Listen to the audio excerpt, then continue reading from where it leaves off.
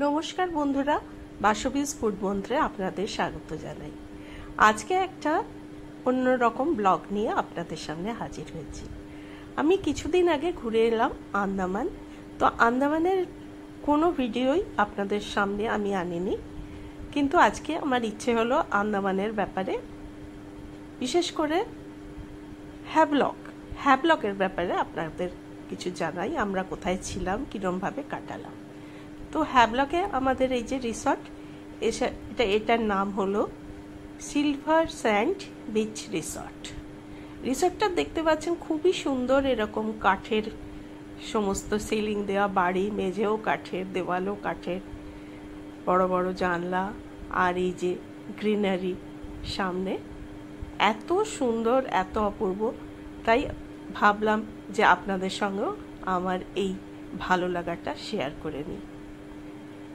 তো আমাদের কটেজ থেকে বেরিয়ে এরকম সুন্দর একটা রাস্তা, এরকম নারকেল গাছ প্রচুর পরিমাণে, ওপরেও সিঁড়ি দিয়ে ওপরে উঠেও ঘর ছিল, কিন্তু আমরা নিয়েছিলাম নিচের ঘর, কারণ আমাদের বয়সের জন্য। তো এইরকম একটি কটেজে আমরা থাকতাম। কটেজের বাইরেটা আপনাদের সঙ্গে একটু দেখিয়ে দিচ্ছি। এইরকম সুন্দর ঘাসের গালিচা, তার মধ্যে মধ্যে সুন্দর করে লাগানো নারকেল গাছ, অল্প অল্প ফুল বাগান। আর এই যে এইটা দেখছেন, এটা হচ্ছে রিসেপশন। এই যে চারিদিকে অল্প অল্প ফুল গাছ আছে, শান্ত শিষ্ট নিরিবিলি জায়গা, আর পাখির ডাক ভীষণভাবে, আপনাদের হয়তো শোনাতে পারলাম না আমি, কিন্তু প্রচুর পরিমাণে পাখি। তো এইভাবেই আমি রিসর্টটা আপনাদের মোটামুটি দেখাচ্ছি। এইভাবে হাঁটতে হাঁটতে, যেহেতু এটা বিচ রিসর্ট, হাঁটতে হাঁটতে আমরা পৌঁছে গেলাম সমুদ্রের ধারে। এই যে দেখুন, জিগজ্যাগ করা সুন্দর রাস্তা, ঘাসের গালিচা তৈরি করা আছে, এর মধ্যে দিয়ে মানুষ যাতায়াত করছে।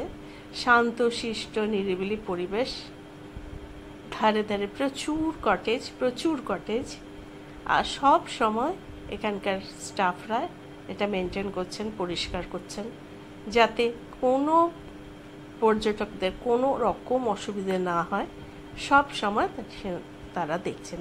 আর এই যে রাস্তার ধারে ধারে দেখছেন কিছু লাইট বসানো আছে, এগুলো রাত্রিবেলা জ্বলে, তখন তার আবার একটা অন্য রূপ। তো আমি দিনের বেলায় বেশিরভাগ ফোন নিয়ে ক্যামেরার করেছি, ভিডিও তুলেছি, যার জন্য দিনের বেলাটাই আপনাদের বেশিরভাগ দেখাচ্ছি। এই যে জিগজ্যাগ করে রাস্তা চলে গেছে, কটেজের দিকে চলে গেছে, বিভিন্ন কটেজের দিকে চলে গেছে, আবার চলে গেছে সোজা সমুদ্রের দিকে। এখানে একটা সুইমিং পুলও আছে, সময় কাটানো যায়, ভালোভাবেই সময় এখানে এনজয় করা যায়। সবই আপনাদের সঙ্গে শেয়ার করছি আস্তে আস্তে। দেখুন, সাজানো গোছানো সুন্দর, ডেক চেয়ারগুলো অপূর্ব সুন্দর। এখানে ডেক চেয়ারে বসেই প্রচুর সময় কাটানো যায়। তো আমরা যখন এই রিসর্টটায় পৌঁছেছিলাম, তখন আমাদের রুমটা রেডি ছিল না। তো আমরা ভাবলাম রিসর্টটা একটু ঘুরে নিই। তো তখনই এই ভিডিওটা আমি করেছিলাম। এই যে দেখুন, সামনে ঘাসের গালিচা, ঠান্ডা ঠান্ডা ওয়েদার। আমরা গিয়েছিলাম নভেম্বর মাসে, যার জন্য ওয়েদারটা অত্যন্ত সুন্দর ছিল, হালকা রোদ, আর তার আগের দিনই আন্দামানে ঝড় বৃষ্টি হয়েছিল, যার জন্য ওয়েদারটা আরও সুন্দর ছিল। এই যে দুটো গাছের মাঝে দেখুন দোলনা টাঙানো আছে, ইচ্ছে করলে এখানেও দোল খেতে পারেন, রেস্ট নিতে পারেন। আমরা যখন দুপুরবেলা এখানে পৌঁছলাম, তখন দেখলাম সবাই লাঞ্চ করে এখানের বিভিন্ন চেয়ারে, এই যে ডেক চেয়ারগুলো বিভিন্ন রাখা আছে, এখানে রেস্ট নিচ্ছে। এত সুন্দর পরিবেশ, আমার এত ভালো লেগেছে। আর সমুদ্রের হাওয়া তো বুঝতেই পাচ্ছেন, ঝড়ের মতন হাওয়া, ভীষণ ভালো লেগেছে। ক্রুজ থেকে নেমে যখন আমরা গাড়ি করে এই রিসর্টটা এসে পৌঁছলাম, আমি ভাবতে পারিনি যে এই রিসর্টটা এত সুন্দর হবে। তাই আপনাদের সঙ্গে শেয়ার করার লোভ আমি সামলাতে পারলাম না, তাই আপনাদের সঙ্গে আমি আমার ভালো লাগাটা আপনাদের সঙ্গে শেয়ার করছি। দেখে নিশ্চয়ই বুঝতে পারছেন কি শান্তির পরিবেশ।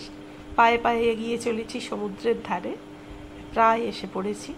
এখানেও গাছের তলায় তলায় বিভিন্ন আরামদায়ক ডেক চেয়ার রাখা আছে। তো আমরা প্রাথমিকভাবে এই ডেক চেয়ারগুলোতেই বিশ্রাম নিয়েছিলাম। যখন ওরা ফোন করে বলল যে হ্যাঁ আপনাদের কটেজ রেডি হয়ে গেছে, তখন আমরা চলে গিয়েছিলাম। লাগেজ অবশ্য ওদের ক্লোকরুমে ওরা রেখে দিয়েছিল। এই যে দেখুন, এখানেও দোলনা টাঙানো আছে, এখানেও সবাই বিশ্রাম নিচ্ছে, রেস্ট নিচ্ছে, এনজয় করছে, আন্দামানের সমুদ্রকে উপভোগ করছে। যদিও আগের দিন ঝড় বৃষ্টি হয়েছিল বলে জলের রং ততটা এখানে আমরা নীল পাইনি, তবে পরের দিন আস্তে আস্তে পেয়েছিলাম। দেখছেন কি অপূর্ব পরিবেশ। এই ডেক চেয়ারগুলোতে কিন্তু সমস্ত দেখুন মানুষজন বসে রেস্ট নিচ্ছে। আমরাও এগিয়ে চললাম সমুদ্রের যতটা ধারে যাওয়া যায়। এই যে পাশে একজন, আমরাও এখানে দুটো ডেক চেয়ারে দুজনে মিলে বসে পড়লাম। আকাশে তখনও মেঘ আছে, কিন্তু অত প্রবল নয়। আর এই যে দেখছেন যে খড়কুটো প্রচুর পরিমাণে পাতা পড়ে আছে, এটা কিন্তু পড়ে থাকার কথা নয়। যেহেতু ঝড় বৃষ্টি আগের দিন হয়েছিল, ওই জন্যই সমুদ্রের ধারে এত পাতা ঝড়ে উড়ে এসছে। নাহলে কিন্তু এখানটা নাকি খুবই পরিষ্কার থাকে, কিন্তু ঝড়ের জন্যই আজকে এইখানে এই পাতাগুলো আপনারা দেখতে পাচ্ছেন। চারিদিকে দেখুন নারকেল গাছের সারি, তার ছায়ায় ছায়ায় এরকমভাবে ডেক চেয়ার পাতা আছে। সামনে সমুদ্রের অপার সমুদ্র, নীল জল, আবার একটা বোটও ভাসছে। কি যে ভালো লাগছিল। আর আন্দামানের সমুদ্র তো জানেন খুব বড় ঢেউ হয় না, খুব হালকা জলের ঢেউ এগিয়ে আসছে। পা ভেজাতে কার না লোভ হয়, সবাই পা ভেজায়, তাই আমরাও পা ভিজিয়ে নিয়েছিলাম। দূরে দেখা যাচ্ছে আরও নীল জলরাশি, কিন্তু আন্দামানের জল কিন্তু আরও নীল হয়, আরও ঘন নীল হয় যদি আকাশ পরিষ্কার থাকে। যাই হোক বন্ধুরা, আমার এই হ্যাভলকে থাকার অভিজ্ঞতাটা আপনাদের সঙ্গে শেয়ার না করে পারলাম না। আশা করি আপনাদেরও ভালো লেগেছে। যদি আমার এই ভিডিওটি আপনাদের ভালো লেগে থাকে, তবে আমার চ্যানেলটিকে সাবস্ক্রাইব করার অনুরোধ রাখছি। এতে আমি অনেক উৎসাহ পাবো, আর আরও নতুন নতুন সুন্দর সুন্দর ভিডিও আপনাদের সামনে আমি নিয়ে আসবো চেষ্টা